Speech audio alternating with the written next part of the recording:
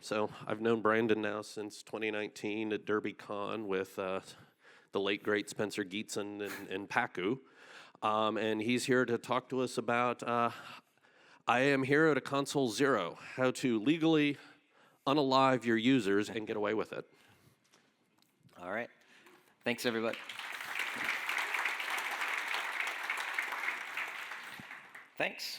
So welcome. I am Hero to Console Zero, how to legally dispose of your users and get away with it with your job. Quick about me. Once upon a time, I was a young man yelling at the cloud. Now I'm an old man yelling at the cloud, just like The Simpsons. Currently, I am gainfully employed by Temporal Technologies Incorporated, so big thanks to them for my paycheck, and I hope that that continues after this talk. Thank you all here who are awake this morning for coming and listening to me, and also thank you and/or I'm sorry to the organizers. If you don't like the talk, it's the fault of the CFP committee for deciding on me, but if you do like it, then thank them as well. Let's find out how it goes. The problem. Over half of all cloud breaches start with compromised static credentials. This has been a theme through Datadog's State of Cloud Security for the last 3 years running.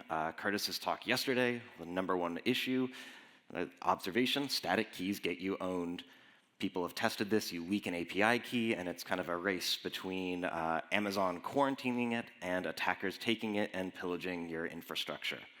So, and I promise, last of the math for this presentation, you leak an API key, you're going to get owned. So, my solution, don't have static credentials. So thank you very much for coming to my talk. The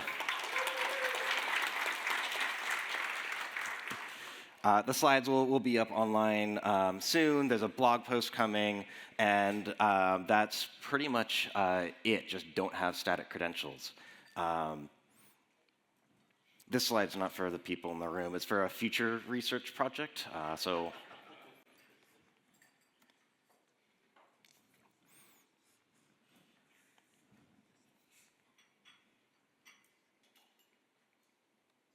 I'm getting some uncomfortable looks from the organizers. So people like stories. Who wants to hear a story? So once upon a time, which is how all good stories start. Once upon a time, I joined a startup that was small, about 50 people when I joined, and we had some pretty high security needs. But we also had users who did a lot of infrastructure work. And it's really hard when your users have a legitimate need to use sort of the trifecta of privilege escalation. And these are like legitimate parts of their job. Kat mentioned this yesterday, about 24-ish hours ago. And we can chase having smaller permissions, but no amount of right sizing will fix it when your users need to have these 3 things assigned to them. Because combined, they can basically take and compromise an entire account. So instead of trying to reduce their permissions, which would take a long time, wouldn't really help at all, let's grant access, but only when necessary, kind of thinking about what our actual needs are. And yeah, we could use like permission boundaries or conditionals and things, but when you're one person and you've got a whole bunch of engineers and they want to move fast, it becomes really, really hard. So the first lesson that I kind of want to impart is don't kid yourself. You need to know your users and know what their jobs are. You need to be reasonable about your security goals and how you're going to make their access safer for the entire organization. And also, this is, I'm sure people have heard, it's a journey, right? Progress over perfection. And, it is kind of true. This is something you can't leap all the way to the end and have perfect security. It's going to take a number of time. So at first, you can't have no permissions. We want to make things better, but we also don't want better to be the enemy of good. So when we talk about just-in-time, some quick definition slides. Basically, just-in-time access means you don't have access by default, but you can request the access you need, and when you need it, then it is granted to you. Before you do something like this, you should have SSO everywhere, making sure you're using hardware multi-factor, some sort of like basic things so that way you are assured that if a user is, there's attempted phishing, that the user can't, the attacker rather, can't just request access and onwards to victory or loss, depending on where you're sitting. You also want to have multiple AWS or GCP accounts, so that way you contain the blast radius of not just compromised credentials, but a user's credentials in general. So, start out with this question, right? What causes breaches? Okay, static credentials, easy. Then the next thing that followed from that was, how often are my users actually making changes in their cloud environment? How often do they need these things, and how often are they just investigating? Because it turns out most of the time, they didn't need those like trifecta of privilege escalation. They didn't need the big credentials. They just needed, hey, what did we call that S3 bucket? What security group is assigned to this account? They just needed to know read-only sorts of things, not administrative level permissions. That's easy then. So we already have a mental model for people getting more permissions when they need it, which is, and I'm sure people have typed this on their laptops, maybe even already today, is sudo. So we pushed out sudo for cloud. It's a mental model, users know it, it's very familiar. Nobody runs as root on your laptop. I hope nobody is doing that. And this is an easy way of saying users need lots of access sometimes. So you can have lots of access only sometimes. Now, how do we encourage that in the sort of a cloud environment? So the carrot and the stick, but we want to be positive, so like carrot and carrot cake. I just gave my users both. Great, you can have read-only access and administrator access. All right, we're going to use a system. You can say what you want, and you get it. And then, once we started introducing this, we made admin less friendly. We're going to say, OK, you need administrator access. You need to do your job. Let's help you with that. You need an approval. You need a teammate. You need your manager. You need somebody who can give that +1, say, yep, Brandon actually does need that access. And then we started to require a reason. Now you can't just click the button, get an approval. You have to say why you need it. And this data that we collect from the reason field ends up in helping us later down the line.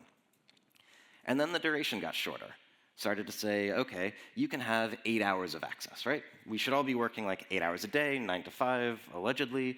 So have your access. It will work for 8 hours, and then it expires. And users kind of actually pushed back on that. They said, hey, I'm doing my work. I'm trying to finish something up, right? I know it's like 5 minutes, 10 minutes overtime, but I want this thing to be done, and now my credentials are expiring. It's making me take longer at the end of the day than I would want. Fine. 10 hours of access, right? Cover that boundary, because I know I promised there wouldn't be more math, but 10 is less than 24. So cutting down the number of hours of access was still a huge benefit, especially because now it's actually only 10 hours in one account versus hundreds of accounts, nights, weekends, all of those times. And then move to requiring a ticket. And you have to be reasonable about introducing these things because, for example, how do you handle if your ticketing system is down, right? If there's not a work ticket, somebody's working on an incident, you just need to take those things into account, those potential points of failure, especially when you are working and touching how people get their access. And the third lesson is to really, really test your solution, because you are going to be impacting and changing how literally everyone at the company does their job and gets access. If there is friction in this process, then users are going to really dislike it. And by proxy, you. For example, if it takes 15 seconds when you click a dropdown, like, hey, I need access, and it takes 15 seconds for that dropdown to load, 14 and a half of those 15 seconds, users are going to be imagining how they can hide Lego pieces in your house where you will step on them barefoot. And this, by working through this and helping users, this is a continuous process of earning their trust. They're going to appreciate that you are trying to both secure the company, which is your job, and also help them do their job better and more efficiently without things getting in the way. Because it's really important to remember that users usually don't hate you, but they definitely hate it when things are done to them. There's a book called Unreasonable Hospitality, and it's about the author's experiences in a fine dining restaurant, and about how just pushing extra far to be hospitable to, here in that case, diners, but in our case, users, can be a huge benefit. It makes them really appreciate the experience when something is done for them and making a bad situation into a better one. So when you are pushing out just-in-time access to your users and you are trying to get this done, you need to make it easy. I know some people don't like the phrase eat your own dog food, and they want to say like drink your own champagne, but we're not the right part of France for that. So eat your dog food, wash it with champagne, and the point being you have to lead from the front. You have to have the shortest amount of access, the most number of approvals required. Your access as a security organization needs to be shorter and tighter than anyone else's because if your users see that you have special permissions and you can bypass stuff, well, they can do their job and bypass these things. What do you mean my job is harder? You need to earn their trust by showing that we can do it more restrictive than you. And also, as you're pushing this sort of a system out, at one point, you got to do it. You can't just keep planning and planning. At some point, you have to do it. And in my case, I did that by saying new users who get added are enrolled in just-in-time access only. Not everyone was fully just-in-time, but just new hires. And this helped because users who had persistent access were encouraged to give it up, in part because, one, that is the future. It's happening. Security I was working with users. I was helping them to update scripts, update tooling, teaching wiki pages, videos, whatever was needed to help people to get rid of their persistent access and move to just-in-time access. And this also helped because now there were two classes of users. You had one class of user, which was the old grandfathered in, you have persistent access, and your new users who don't. And I never met a manager ever who said that they didn't want more headcount. They didn't need more people on their team because, oh, I know security is helping and they're showing me how to update tools and we just don't have time. So I don't need more employees. It's fine. Like nobody ever says that. And over time, when you do this, the proportion of users in that just-in-time only world is going to increase. It's changing something, and you changed something a while ago. It's a very small change, and it grows, and it compounds over time. So Einstein said something about compound interest being the most powerful force in the universe. Seems kind of, he seemed like he knew what he was talking about. We can compound interest in the same way with like users and access. It's much easier to go from 0 to 2 to 4 to 8 than it is to go 0 to 100. Okay. And I'm sure some people are wondering, well, that's great. I have users, I've got some strategies, but what about the machinery here? Because I found also that most of the time, the most dangerous thing, the static credentials, weren't done in service of a human. They were done in service of a machine, like we will all be someday. So implement a policy like this in AWS and just say, you cannot have new IAM users. But you can't do that without also alerting on it. Because this is probably a human trying to do something in their job, and every single time your alert goes off that somebody tried to make an IAM user, that is a user experiencing pain. Sometimes up in a headache. Personally, I relate to lower back pain, but in general, I'd like to introduce Pain Guy. So make friends by helping with the pain. Make friends in your organization. When that alert goes off, reach out as fast as possible. Hi, I got an alert you tried to create an IAM user. That's not allowed by our security policy. I'm really sorry, Amazon's console doesn't let me notify you about this policy. You just see permission denied. I'm sorry, I can't help with that. But how can I help you? What are you trying to do and move forward? Because just like a yoga instructor, we're going to turn pain into positivity and bring out some drugs. It doesn't grow into user pain when you show up quickly and you say, hey, I'm going to help you with this. And most of the time when you're trying to help a user and you say no IAM user, you say IAM role. A few years ago, this may have been controversial, but I think at this point, it's safe to say that if you don't support IAM role assumption at all, not a great vendor. And in our case, not good enough to be our vendor. Also, if you don't support IAM role assumption, free advice, that Amazon won't let you be in their partner network. They won't help promote your product if you don't support IAM role assumption. If you are like access keys only to get into a customer environment, you're going to get left behind.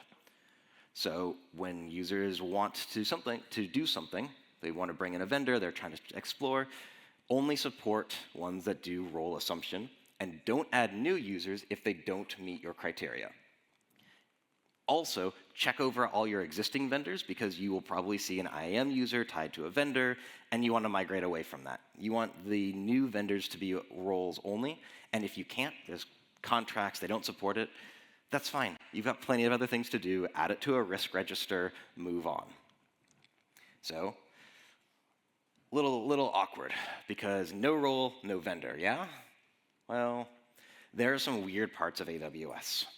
And there are services you will never see on stage at reInvent, like the very well-named for AWS, AWS Partner CRM Connector, which, and I'm not business kind of person, but my understanding is Salesforce is this important thing for business, and if you are selling something in the AWS Marketplace, you want Salesforce and Marketplace to be able to shake hands and share. The problem is that doesn't support IAM role assumption. It only supports IAM roles. Or sorry, it supports IAM users, not IAM roles, which AWS's best practices say you shouldn't do. So this wasn't an option, but because I reached out to our go-to-market team, because my alert went off, I reached out, what are you trying to do? Okay, teach me about Salesforce, okay. Let's figure this out. And it took a few weeks of back and forth between the go-to-market team and myself and AWS to figure out a way forward, which for us was IAM roles anywhere. That was supported as part of this connector, and it let us not have to have that IAM user in our environment and not have static credentials. We end up using the roles anywhere with private CA. Ask me afterwards about some of the details of that. So let's go back a slide and just really quickly update this to say, try not to use vendors that only support static credentials unless that vendor is AWS, in which case you may have to find some other options. Things are probably better, right? In other clouds that have a second mover advantage, they don't repeat the same mistakes. And it's a little harder over in Google land. Almost everyone in GCP wants a service account that you give them the access key to, and by default, those keys don't expire. Actually, they expire in 1,000 years, so call me when that happens, because I think it's going to be really funny. But generally speaking, right, if you don't support workload identity federation, which is what Google sort of says when you say download keys, it's like, hey, use WIF. But no one's really pushing it, so they're kind of just vendors. And there are other alternatives, right? You don't have to use workload identity federation because you can also have a unique service account per customer environment, and you can have them run a script and set up all these things. And it's not hard, but it is extra overhead. Because if you don't have a separate service account per user, there is no other way to prevent against a confused deputy attack in GCP. There is no equivalent of Amazon's external ID.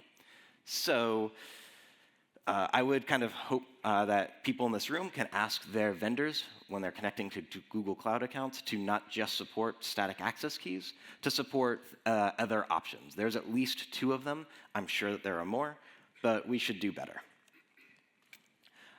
Before that you apply that SCP, if you remember a few slides ago, before you say no more static AWS credentials to be created, you do have to create one more and put it in whatever the delegated admin account is for IAM Identity Center.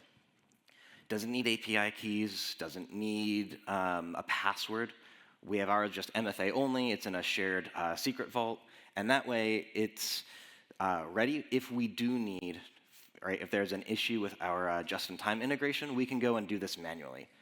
And frankly, this gets used extremely infrequently, less than less than once a year. It's been, I think, maybe once in 3 years. We had to do this for real.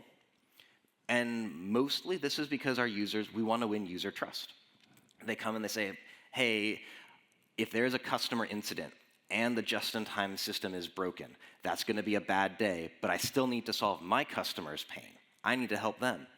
Okay, we go through, we build out the system, we test it, we earn their trust that even if things go really bad, we can still help them do their job. So far, problem, static credentials. Solution, no. Sudo for cloud. Lots of people need lots of access, but they don't need lots of access all the time. So give them multiple options, but one is nicer. Always have a nicer one that is less permissioned. Really sweat the user experience. Help them out. And finally, cut it off. No new users, no new static or persistent users. Everything's just in time. The next part of this. Incidents, pain, things that I've learned, kind of where we're going and where we are. And just like when I make a burrito at home, I have overstuffed this, so let's keep going. Incidents and accidents. So EKS and KMS are kind of fun because IAM Identity Center in your account will provision a role with a random suffix. And then it will remove that role when there is no user and permission set and account matching. Okay? With just-in-time access, though, you are not always going to have things like a user or a permission set or an account. So IAM Identity Center will just remove that IAM role. And then when it puts it back, when somebody requests access, it's going to have a different random suffix, which all of your KMS keys and your EKS clusters are going to go, oh, who's this? Sorry, new user, who? Which means that when people start logging in for work the next day, and you are, blissfully ignorant, this starts to happen. Everything breaks all at once, and it is a really bad 2 weeks in the office because you keep finding clusters that are broken. You need Amazon to literally shell into the clusters and fix the config map. It becomes a really big mess. So, by the way, this is now documented behavior because it wasn't a couple years ago. See prior rant a couple years ago. Now, EKS does have APIs to update no longer the config map, but the access configs. It doesn't matter because they still don't support wildcards. So you can fix it easier, but you're still going to be locked out of your clusters if you don't. Our solution was an intermediate role with a static name because you can put a conditional on the IAM role, which can handle that randomness, and then you can use that role to get into your clusters. It's still not great, but it definitely works, and for the most part, again, is faded in the background. We built this into our tooling so users don't have to remember to do this by hand. What about KMS? KMS is a little different. You've got the key policy that does have everyone's favorite fix-it hammer, the root user. That's trusted by default. And you can use a root user to, assuming you haven't changed the key policy, you can use that root user to get into the key and fix it. Honestly, though, we still have, we had a solutions architect doing something for a customer demo. He created an environment, had the KMS key, demo went well, comes back the next day to tear down the environment as cost savings, which is much appreciated, and the KMS key wouldn't delete because he no longer had permissions because his role was different. Honestly, for $1 a month, it is not worth our time to fix. This is why we're just going to eventually, these accounts will get burned down, which is the ultimate cost-saving move. There's still other bits of pain. For example, on-call users. These are people that we trust to wake up at 3 in the morning to log in and fix some customer's pain. And I don't think that they need necessarily to have approvals. One, because I like to sleep, but two, because you should be regularly auditing who is asking and getting production access, because that reason field that you are collecting starts to inform you about what people are doing in the environment. Why does a human have to do this task? And if you start seeing the same task over and over and over again, that's ripe for automation. You shouldn't have a human be doing the same thing. That's what computers are for. And also keep an eye out for schedule overrides, because I'm not going to name names, but as soon as we're like, hey, on-call users can get auto-approved access, we trust you, then Tim was like, so what about a 5-minute override? If I just override my schedule for 5 minutes, I'm probably not going to get paged in 5 minutes, but then I get auto-approved access. And my response was, OK, Tim, don't make me force just-in-time access to PagerDuty for you, because we can cause users some pain. In the future, we want to move on-call to in-incident, which does require another integration, requires some extra thought and care around that, but it would also make this safer and make it so there's even less just sort of automatically granted access. User pain. We've talked about that a bit. Pain is weakness leaving the body, but it's OK. Once you have some paved paths, once you've shown the way to it, it's OK to incur some of that pain onto a user. Because if they are, right, you have a paved road, and if they're trying to still cut a path through the jungle, cutting that path to the road isn't going to be necessarily fun, but it gets them back onto a standard way and makes things faster and smoother and easier. You've got to balance this. It's a compromise, but don't be afraid about kind of pushing users along. So there's a lot about humans and human access, but remember, too, that you have thinking sand in the form of computers. And a lot of what I found was getting rid of human access meant naturally giving computers access. And you can, you won't win, but fight me on this later. GitHub is a cloud, same tier as Amazon and GCP and Azure. And a lot of the actions in GitHub need credentials to do stuff in your other clouds. This is cross-cloud account access. And it's super easy to use OIDC to go from a GitHub action into one of these other environments. This eliminates the need for a human. It eliminates, if you are already using GitHub Actions with static keys, you can eliminate that static key entirely. And this is just-in-time access for GitHub Actions because, by default, those credentials expire at the end of the action. They are deprovisioned, right? It gives them up. So now a 5-minute action is only going to have credentials that last for like maybe 10 minutes.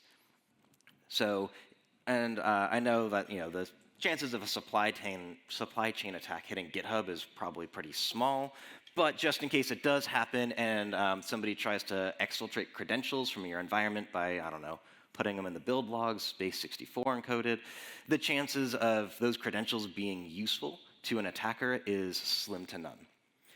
That doesn't mean that you can just leave things be. Amazon has a relatively new feature called resource control policies, and we want to use those to help protect our cloud environments. So this one up here explicitly denies a GitHub repository from being able to assume a role in our AWS environment unless it comes from the Temporal IO organization. And obviously, you can change those asterisks, the wildcards out, to be more prescriptive and say it's a particular organization and repository, even down to the branch. And this doesn't grant access. It just says who could have access if the other parts are configured. And this is actually how I caught another group of users who were well-intentioned. They didn't want to have something affiliated with production temporal code, so they built a separate GitHub organization for basically sharing demos and scripts to customers. And they were also trying to do the right thing. They listened to me. They were saying, OK, I've set up OIDC, right? You said no static credentials. We don't have static credentials. We've done the right thing. They were just in a different org. So when this feature was released, and then I used it, I accidentally broke them. Thankfully, super easy to fix, but you may find things that you didn't expect, even from well-intentioned users. Also, over in in Google land, this isn't possible. There is a feature request. I'll put this link into Slack in just a little bit. But please, +1, say, hey, Google, please give us the ability to restrict who can get, do like workload at any federation, get access into our environments. Another really cool thing about using GitOps and actions is you end up enforcing a no-loan zone. Basically, when you deploy from a GitHub action and through automation, it means that every change that is made in the environment becomes auditable. All changes, right, because it's going to have a pull request, That's going to have a human user. They're going to have had to do that SSO, so we know they've got hardware token authentication. There is a name attached to that individual, and they're giving a +1 and saying, yes, I approve this change. Interaction, we also then take the output, right? The Terraform plan gets attached to the pull request and saying, this is the intent of my change. And then once you do the apply, this is what actually happened. We all know that Terraform deploys can be a form of chaos engineering, and this at least helps us to know what chaos happened. The other really big advantage of using automation for your deploys, for your changes, is that there is no forgetting or forgetting to deploy a change, because I've seen people like, well, I don't really want to make this change, but people want it, so like, how long can I get away if I just sort of, the next person will do the apply, right? I'll have a couple more days, a couple more weeks. So we don't want that to happen. But also, I've personally forgotten to do a deploy. I made a change, another team had to approve it, and then a couple days later, I was like, this ticket's not done yet. What did I do? I went and found that somebody had very nicely approved and then merged my pull request. So my change that I proposed never happened because nobody ever said, oh yeah. And yes, obviously you do need to set up your repositories correctly with certain branch protection rules and saying, deploy before merge is required, +1 is required, pull request is required. There's a lot of different checks that you can build in, but thankfully this can all be enforced really easily with a few checkboxes. And now you have a much more secure deployment environment that doesn't require a human with one of these laptops doing anything. It's all done by automation and in an auditable manner, which audits and compliance regimes don't necessarily make for good security, but they are good business. And it is very nice to be able to tell when an auditor says, so explain to me why you let interns access production. And you can say, well, here's the pull request, here are the 2 people involved, here's why we the change, here's the justification, and this is why we made that change. Okay. I'm not suggesting that you have your interns have access to production, but if you were to make a change like that, it is easy to show the chain of events and why it happened. It's just really important that your just-in-time system is controlled through such a manner because, well, that's how access is going to be granted. You don't want one person, maybe a malicious insider, changing that. At least now you have a minimum requirement of 2 insiders with deploy and merge access to that repository. So you win some. A little bit more about IAM Identity Center. So you have one Identity Center instance, formerly known as IAM SSO or something like that. Anyway, because delegated admin is actually like weird cross-account role hijinks in the background, so you have just one that sits in the org management account, but really you have 2 of those because the permission sets are different. No amount of drugs will help with this. You have 2 permission sets, one in the org root account and one in the delegated admin account, and if you try and have the delegated admin deploy something to the org root, now you can't modify that permission set further because it is, and I can see why it's a possibly sort of an attack on the organization root, but you don't find out about this until something doesn't work, and then you see in the Amazon console of like little box, it's like, you can't modify this because it came from somewhere else. Did not expect that when I was delegating administration, but so it is. That's Amazon. What about over in GCP? In Google, we did the same thing, right? You are granted different levels of permissions, that read-only and admin, approvals, etc. But GCP is a little different. User accounts sit at a higher level than AWS. They're not constrained within a project. They live higher up. And there's no equivalent to Identity Center because it's not really needed. And you can argue that generally, like, that style is probably better for the modern, we have hundreds of accounts or projects, and we want blast radius to be contained within each one, and so that's our boundaries.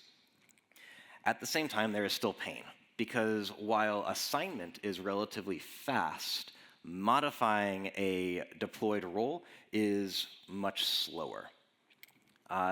Zanzibar, which Google has a white paper. It's the name of their internal IAM system. It is an interesting read, but Zanzibar is not just a self-governing province in Tanzania that's far away. It is software that is eventually consistent. Heavy emphasis on eventually. It is painful when you are working with a user and you're trying to give them a smaller scoped group of permissions, and you make an edit, you're like, try now. Doesn't work, okay. Wait 5 minutes, try now. Oh, it worked. That is a long time for people to be imagining hiding Legos in the houses of Google engineers who work on this for them to step on barefoot. And look, I'm a trained monkey who can type.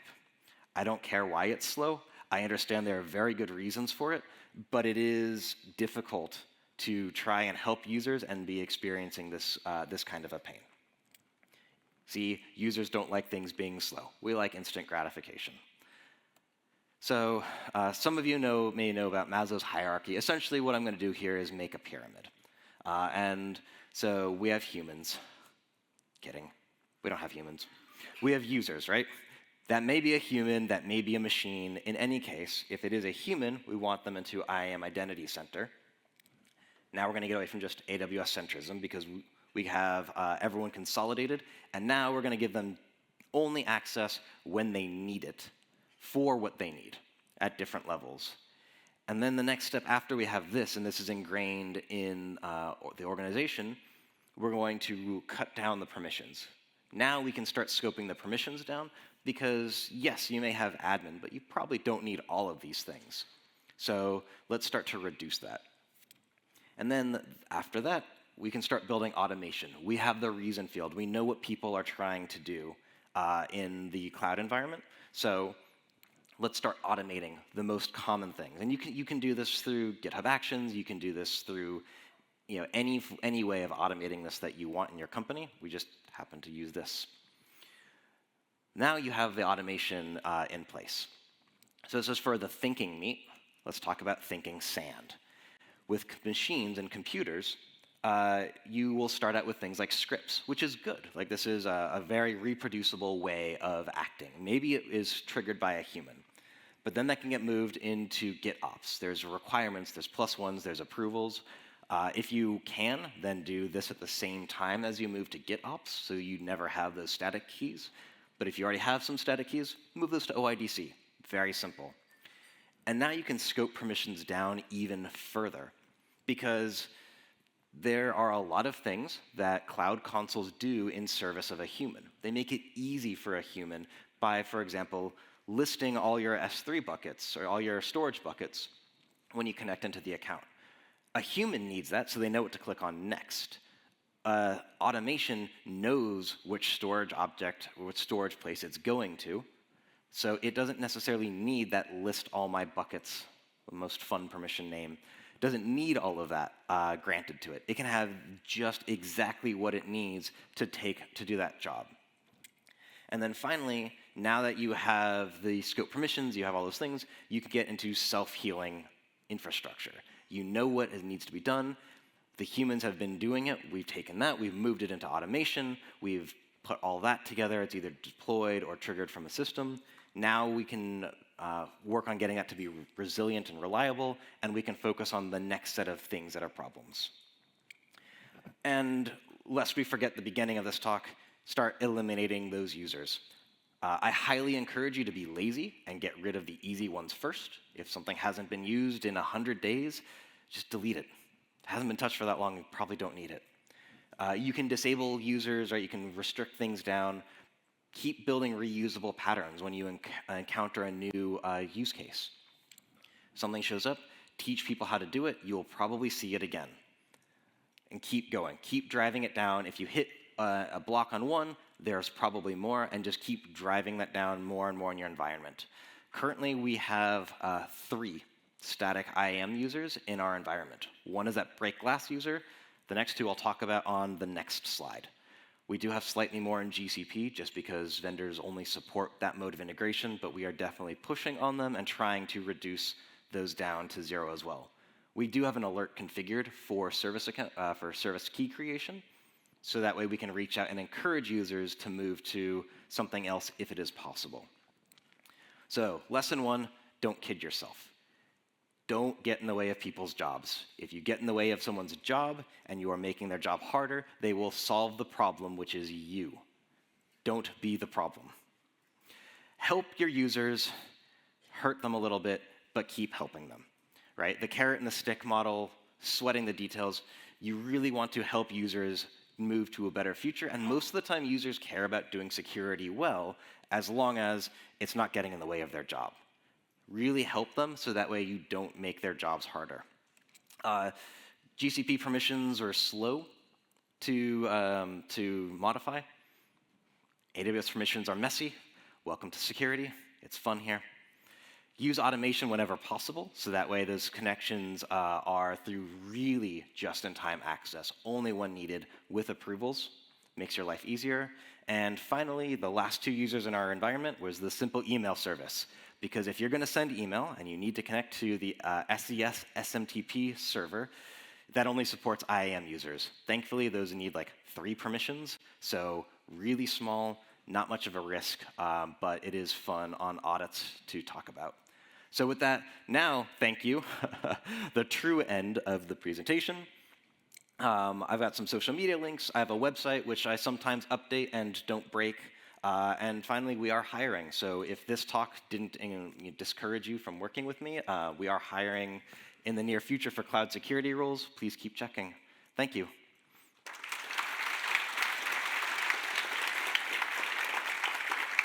So, one question from the Slack. Doing all of this, are you now abstracting the problem out of the cloud service provider, AWS GCP, into the Google Workspace or Entra ID or Okta domain? And how does that impact people who like to look at CloudTrail logs? OK, so there's a lot in that question, and so I may have to come back and answer it. So talk to me later if this doesn't go all the way. So it impacts CloudTrail logs in that your principal will change frequently when you're searching through, because every day, essentially, you're going to have a new principal showing up with a new IAM role, which, by the way, confuses the absolute hell out of guard duty. But for the most part, right, we can look at Entra logs. We know this, like there's strong authentication in those areas. We kind of block a lot of the weaker forms, so we have a really good understanding that when something is in our environment, it's done from that human. The Google Workspace is an interesting avenue because Google Workspace admins have like backdoor super access. So your Google Docs admins have super access to your GCP environment, which you should be monitoring for. And I feel like there's more to that question, which will be a good point of discussion for later. Slack. Yeah. Any questions in the room? Have you had to deal with the Bedrock users yet? I have, well, we've been able to keep some of those constrained to individual small accounts that get regularly turned over. So starting to, but thankfully not a whole lot yet, which I imagine will be fun when we get to it. Fun. Any questions this side of the room? By the way, the QR code is a link to the feedback form. It's the only gift that you can't return for store credit, so please give me feedback. Love to hear it all, good, bad, ugly. And yeah. Yeah, you talked about auditing the reason field that people put in. Can you talk about the scale and the way that you audit that and how you scale that out as you get more more users and more requests that come in, so it stays relevant and on top of trends? Yeah. So a few ways of doing that. The first one is just skimming, like depending on how many users you have, skimming over things and just letting your eyes maybe not read everyone, but pick out some patterns and then dig into that is a really powerful tool. Just kind of using your human brain to pick out patterns. Other things is that these can be sent into your logging system and use that for compiling it all, for at least searching back later. But then that also means you can extract all of those and never doubt the power of a really good awk script to go through and or grep to kind of pick out some more deeper patterns and get some statistics on it. And hopefully you're driving those down right? The reasons that are showing up in there, you're driving those down, so that way the other ones that are more unique start to filter up to the top as well. Yeah, thank you for this really entertaining talk. I was just wondering, going up in the pyramid, probably you have a diminishing return of invest, right? When are you done? You are never done, but there are other things to prioritize. So it's going to depend on your organization and what point you're at as to when you decide that we are good enough for now, and maybe we should target something else. Trying to go from like admin levels to smaller levels may not be enough if you've got infrastructure-heavy developers who are doing a lot of that. So it's probably not worth it. But instead, you can focus on many other aspects of either cloud security or like device management, MDM, email, like business email compromise, as it turns out, is a really big thing. So like that would, dealing with email security. It's going to depend on your organization and what your threats are. Thank you. We have 4 minutes until the next talk, so don't leave. We'll be right back. Talk to your neighbor.